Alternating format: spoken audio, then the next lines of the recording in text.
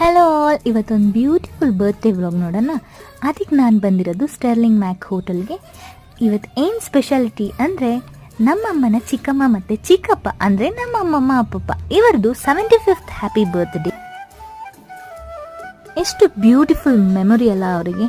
ಅವ್ರ ಮೊಮ್ಮಕ್ಕಳ ಜೊತೆ ಮತ್ತು ಮಕ್ಕಳು ನಾವೆಲ್ಲ ಸೇರಿ ಸೆಲೆಬ್ರೇಟ್ ಮಾಡಿದ್ದು ಎಷ್ಟು ಸ್ಪೆಷಲ್ ಆಗಿ ಫೀಲ್ ಮಾಡಿರ್ತಾರೆ ಅಲ್ವಾ. How lovely they were looking ಗೊತ್ತಾ, ತುಂಬ ಕ್ಯೂಟ್ ಅನ್ನಿಸ್ತು ಅವ್ರು ನೋಡಿ. ನಾನು ಹೇಳೋದಿಷ್ಟೇ, ನಮಗೆ ಇಷ್ಟು ಬ್ಯೂಟಿಫುಲ್ ಆಗಿರೋ ಲೈಫ್ ಕೊಟ್ಟರು ನಮ್ಮ ಅಪ್ಪ ಅಮ್ಮಂಗೆ, ನಮ್ಮ ಅಜ್ಜಿ ತಾತಂಗೆ. ನಾವು ರಿಟರ್ನ್ ಮಾಡೋಕ್ಕಾಗೋದು ಈ ಥರ ಮೆಮೊರೇಬಲ್ ಡೇಸ್ ಅವ್ರಿಗೆ ಕೊಡೋದು. ನಮಗೆ ಲೈಫಲ್ಲಿ ಅದೇ ಒಂದು ಅಚೀವ್ಮೆಂಟ್ ಅಂತಲೇ ಹೇಳ್ಬೋದು.